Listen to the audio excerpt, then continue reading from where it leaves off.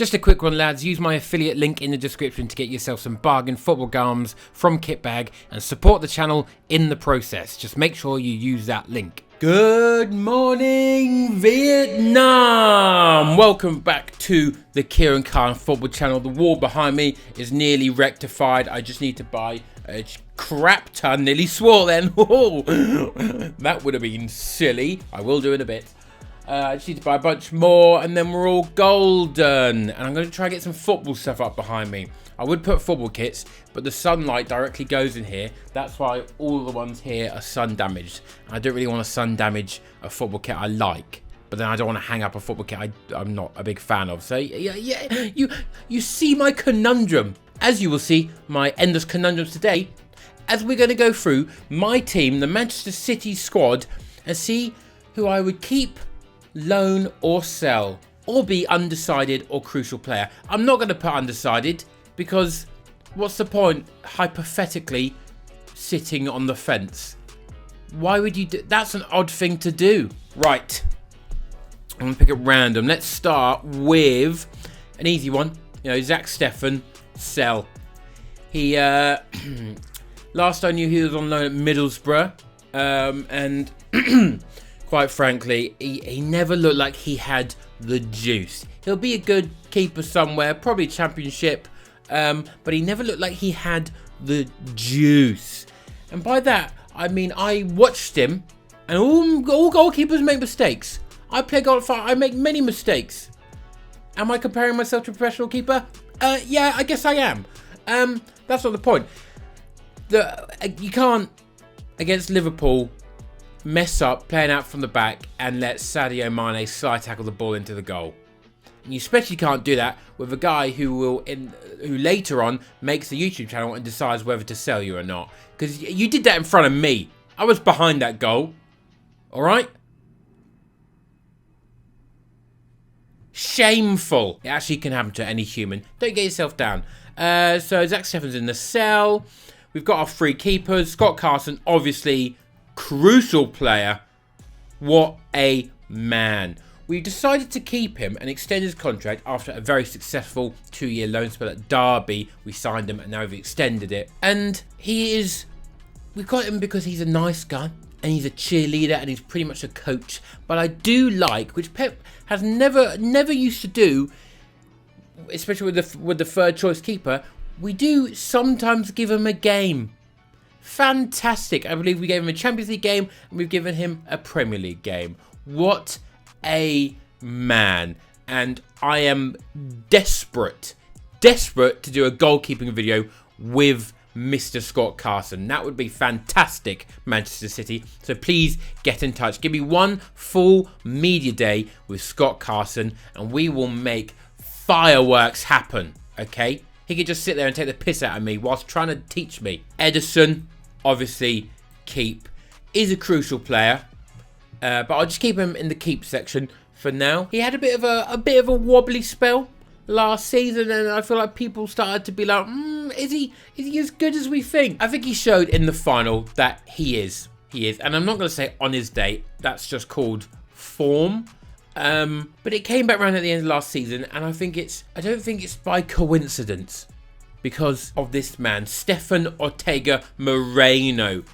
Keep. I would actually go as far to say that he was technically a crucial player because that man he's got to be one of the best number 2s ever. And I'm not talking about poop. He comes in out of nowhere and his shot stopping is fantastic. Now his passing is not Edison level. His distribution isn't Edison level. But if it was Edison level, you wouldn't be back up to Edison. However, combined, he is absolutely perfect for what we need there. What we lose when we lose Edison in cup games and whatever is the distribution. It's so important to how we play. And Mr. Stefan Ortega Moreno is the man. Love him to bits. And I'm glad Pep just played him in a random game near the end of the season because he was like, I think it was against West Ham. He was like, you know what? We need a guy who's going to come and is more comfortable claiming crosses. And that's what we did. I like it. Different skill sets. Why do you need to keep the same goalkeeper all the time? You don't. Okay, it's probably better if you do, but you don't have to. You could be cool and change them. Jack Grealish, crucial player. What a man. Love him to bits. Absolutely integral in keeping the ball. Kovacic, sorry, from in keep. Obviously, we've just bought him. An interesting buy. Gutted to lose Gundogan, and I don't think he's going to directly replace Gundogan, but I feel like him, Calvin Phillips, he's going to be reborn. Let me tell you now, we'll get onto it, but he's going to be reborn. Kovacic, Rodri, and Calvin Phillips, they'll sort of change roles and intertwine, but I think Kovacic might actually be the slightly further forward one, but he's just good at retaining the ball, isn't he? I don't believe he has too much goal-scoring prowess, but it'll be interesting to see. And it's just sort of like, I feel like Pep can sort of obviously turn people into what he wants them to be. Like us buying Declan Rice, I was a bit like, I want him because he's good and it would annoy Arsenal, but I'm not really particularly sure where he fits in. He's not Gundogan sort of attribute, so I sort of had to mould Declan Rice and believe that it would work because everyone we buy tends to work. But yeah, obviously Kovacic in the keep. Foden, crucial, what a boy. I'm hoping that he plays centrally now and not on the wing. He's been playing on the wing for ages now. I want to see him interchanging with De Bruyne, all right, in that centre mid role. That's what I dream of, and that's all I want to see, right? He is unbelievably creative, great on the ball, and I love him. Skillful. He's just beautiful to watch. Next up, we got Ruben Diaz, obviously crucial player. Nathan Ake, crucial player. He is phenomenal. I'm so glad we've gone to having 4 massive centre-backs. I love Pep Guardiola because it's just like, oh, you come to England. Oh, you can't play your namby-pamby tiki-taka football here, mate, you little Spanish baldy. And it turns out, yeah, you can. All right. And then everyone's like, oh, hang on a minute. Maybe we all should get goalkeepers who can play out from the back. Yeah, okay, that's what we need to do now. Oh, maybe Pep's like, hang on a minute. Maybe I'll adapt some of the old English game and just get 4 massive centre backs. All right, none of this wingers, sort of midfielder, left back, right backs. He wants a defender who learns to become also a midfielder, not the other way around. He'll go for midfielders to try and teach to defend. Now he wants 4 massive centre-backs to just run around and defend properly whilst also waltzing into midfield. Genius. And that's what Ake does beautifully. I can't believe he nearly left for Chelsea. Akanji, another guy who came in, obviously keeping him in keep. I don't think he'd be like an irreplaceable player, but, you know, he sometimes has his little moments. But for, what was it, like 20 million or something? Outrageous. Out of favour at Dortmund because he didn't want to sign a new contract. And just absolutely phenomenal pretty much all year round. Like 1 or 2 maybe bad moments in a couple of games if I recall correctly. But solid. Perfectly solid. And he's exactly what you want in a rotation centre-back system. Well, I mean, every system's rotating, but, you know, if you want to do well, you need 4 really good centre-backs in the same way you need 4, you know, we used to need 4 really good strikers. And someone's always going to miss out, but the quality will be endlessly high, and then someone always has to leave because they get unhappy with the game time. Which brings me to Aymeric Laporte. Where is he? There he is. Oh, fella. He played through at the end of one season to help us win the league against Liverpool. Played through just a honking injury, which just left him out brutally for a bit of the next season, or just at least to recover. He did that, right? He did that for the team, all right? But unfortunately, timing-wise, he's sort of fallen out of favour now. And he's linked with everywhere. Do I think he'll go? I actually don't. I actually think he might not.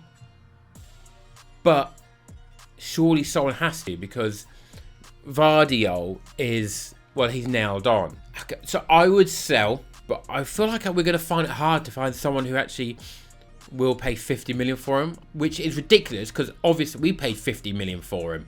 Like, he should be like 80. It just feels like sort of circumstance that's like, yeah, I guess 50 would be okay, which is, it's not okay. It should be 80. But realistically, why do we give a shit about clubs' finances? Like, oh, so that's 5 million too much. Like, do we care? The payment terms are over 24 years. Do we actually care? I don't know. I don't know. I feel like we should pretend to care. I feel like there's no reason to care, but we should pretend, because it's like, well, you know, that's just like saying, oh, who cares about anything? You know, I don't know. Maybe it's fun. Kevin De Bruyne, crucial player, obviously. Julian Alvarez, keep. It must be annoying being the backup to Haaland. I guess you get to learn a lot. I would be fascinated to see what it'd be like when he's the main striker. I think that would be really interesting. I would love to see how many goals he could get. How many goals did he get? Playing second fiddle. Bayern Munich identify Julian Alvarez as Harry Kane alternative. Fuck off, mate. Keep your dirty little bastard hands off him. Alright? Nonsense. Nonsense. He's in the best place. How many did he score? 9? 17 and 49. Okay, that's what when you're playing second fiddle, you're not playing every game. Yes, man. Who's next? Who should I go for next? Rico Lewis. Chuck him in, keep. Obviously, he's fantastic. I wish he would play more. I don't even think I've seen him made a single mistake. He just hasn't stank at all. And he's allowed to stink. He's a young player, but he just hasn't yet. And when he does, that's okay, because he's a young player. But I think he stays. Which means, well, he obviously does stay, sorry. Rico Lewis obviously staying, and I want him to get more game time. And with Big Johnny Stones playing right back, who learnt from Rico Lewis, which is insane to say, we come to Carl Walker, who's currently linked very strongly in talks. I think personal terms agreed. It's now his decision. La décision. The decision. Those two documentaries that I've never seen before, but that just feel like an odd, really main character thing to do, but you know, drama's fun. Carl Walker, would I sell him? He's such a special weapon, you know, against Vinicius Jr. I worry about coming up against Real Madrid again, or a winger, and just remembering all of a sudden what it's like to have someone who can't run really, really fucking fast. I'm going sell. I think I'm going sell, you know. I want the squad to, they just want a treble. They need to be revitalised. We need new people in to push other people. It's bad. It's bad. I feel sick saying it. I'm putting him in sell. Let him have a good time at Bayern Munich. He served us incredibly well. Starting off poorly with a poor historic tweet about us. But he won't believe that now. Alright, he'll understand the true Manchester City. But I'm going to put him in sell. Have a lovely time in Bavaria, my friend. I love you. Go run really fast and tell Leroy Sané to come home. Let's go for Rodri. Obviously crucial player. Not much to say there. Love him to bits. Let's just sign him forever. Right, so I think we're coming down. Okay, no, John Stones, throwing crucial player. We're coming. Oh, Erling Haaland. Sorry, throwing crucial player. Now we're coming down to the other people. Okay, the potential other people.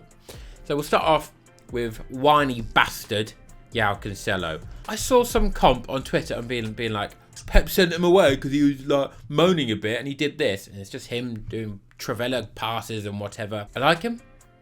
I like what he's done, but ultimately he's a bit hot-headed, okay, which is not good for like a UCL club competition. And when he stinks, it's really tough. His high and his low ability in the game is in just a chasm, and combine that with when he's not in the team, he's fuming. I believe he got left out of the Portugal team for one game as well and was also fuming, something like that. That's just not an attitude you want, but it seems to be his nature. You can get rid of that, fine. I'm not sure who would particularly sell him to. I think a loan to buy seems the most reasonable option. I'll be surprised if we manage to find someone to sell him to. I think Barcelona want him on a loan with no loan fee, and they pay all his wages, which that's Barcelona. Fuck off, mate. You're doing my head in. Embarrassing. Get your money up, bitch. Alright? You spunked it all for, 12 years on Messi, giving him the GDP of a smaller country. Idiots. Savages. Idiots. Next up, we'll go for, let's do a little Joshua Wilson Esbrand. He's good. Oh, another loan or sell. He's a left back, isn't he? He's a left back. Yes, an actual left back. He was good the few games I've seen him play for us. He went on loan at Coventry in the Championship last season. No idea of how well he did, but for the games he played for us, he was pretty promising. So yeah, I'd keep him, loan him out again, hopefully to like a Premier League club, like a Sheffield United. We've clearly got quite good connections there, or a Burnley. A Burnley would be great under company. Maximo Perrone, a man who briefly featured in one game against Bournemouth randomly, and he looked pretty good. He had a bit of David Silva about him. There's not too much to say. He came out of nowhere, and I just didn't think he would play a single minute. I thought it'd be like a CFG signing, but to even be in the squad and get a few minutes in the season just gone is incredible. I'll keep him. He's a defensive midfielder. Yeah, I'll keep him, but you know what? I'm actually going to throw it in the undecided. I said I wouldn't sit on the fence. I've got that picket directly at my bottom right now. Undecided I've gone for. I feel like a loan could probably do him well. I don't know how much game time he might get, but then keeping him would also do him well. It's a conundrum, and that's why he is in the undecided. Let's move on to Sergio Gomez. I'm a sucker for a storyline. I'm keeping him. I don't know how much he'll play, and he looked severely out of his depth. But ultimately, he's not a left back. He's a winger. Like, it was like, oh, we finally signed a left back. We hadn't. He played left back for like a season or something for like either Dortmund or Anderlecht. He's not a left back. He's a winger. He's a midfielder, and that's what Pep initially liked. You know, he wanted midfielders to be his fullbacks. Turns out, I don't think we're doing it anymore. So I'd be surprised if he does stay. But apparently, he's all up for staying. He supports City. He's buzzing to be here, and he wants to prove Pep wrong. Zinchenko managed that. He's not actually here anymore. So I like that. I like that in the storyline. I'm here for the storyline. I think football is all about the storylines, okay? It's not just raw, brutal data. Storylines are massive and important, and that's why I'm excited that Lukaku might be going back to Chelsea or to Juve, because that's absolutely hilarious. To burn bridges with Inter once again is amazing, and to burden Chelsea once again is even funnier. So let's hope that happens. So Sergio Gomez keep. We'll jump onto Riyadh Mahrez actually first. I'm gonna go sell. He's been fantastic for us. He really has. I was doubtful at the start because he kept cutting in doing the exact same thing, but now sometimes he doesn't. Just surprisingly low-key fantastic for us. Probably hasn't got the credit he deserves. He usually has long periods where he's just the guy scoring big goals against big teams. I feel like he scores against Chelsea quite a lot. He's got to be like 30 odd now. Saudi Arabia want him.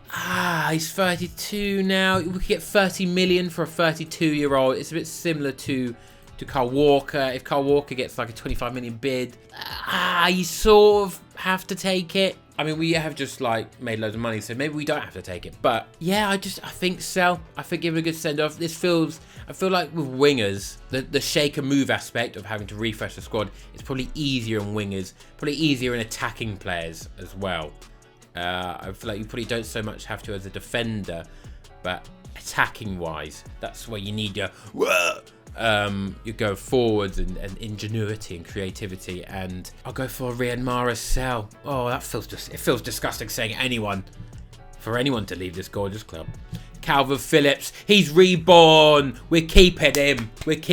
He came back early. I'm not giving up on him yet. He's had one season. Usually it's not great for everyone, but his was in particular not good. He did a weird little documentary. I haven't seen it yet, but I've seen clips where he's talking about Pep saying he's a little bit overweight. And Calvin Phillips was like, well, I just come back from New York and just done it. It was a couple pounds or whatever, and it was like a whole thing. And I'm so sorry.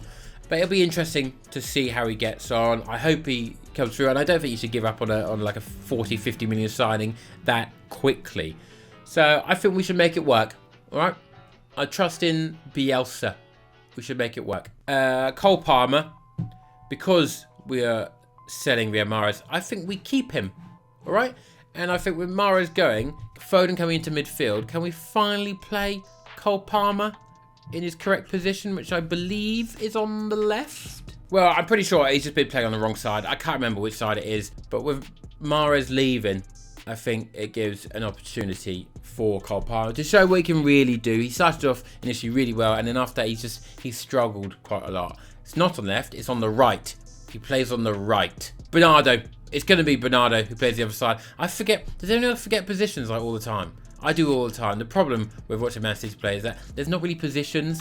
It's just like spaces, and then people just like run about. It's like jobs that's sort of more important. Honestly, after watching Pep Guardiola for so long, was it like 8 years now? My sense of positioning is just, whoo, it's just gone. That's just, yeah, it's quite odd to watch. Bernardo Silva, he's a crucial player. You just have to keep him. I'm so sorry, Bernardo. I know you want the sun. I know it's like 3 years of you wanting to be in Spain, but I'm sorry. You're worth too much money. You're 18 million, and that's the bare minimum someone should pay for you. How old are you? I bet you're not even old. I bet you're like 28.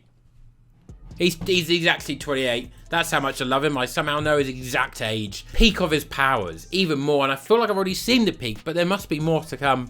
And he is just by far one of my favourite players ever. You can't beat work rate and keeping the ball. He is a dream. And I will be gutted the day he leaves. Yet with each increasing summer, I'm convinced he will never, ever leave. I'm sorry, my friend, but you're staying, as are everyone else in the Crucial Player Keep and maybe undecided category. I've been your boy Kieran. This is my final list. Let me know who you would agree or disagree with. Should we keep Kyle Walker and Riyadh Mahrez? I know Kyle Walker's quite a big one. I'll see you boys in the next one. Don't forget to subscribe, and I'll see you later. I've already said that. Why did I say that twice? I don't know. I've actually completed designing my badge. Maybe I'll put it on an item soon. Ooh.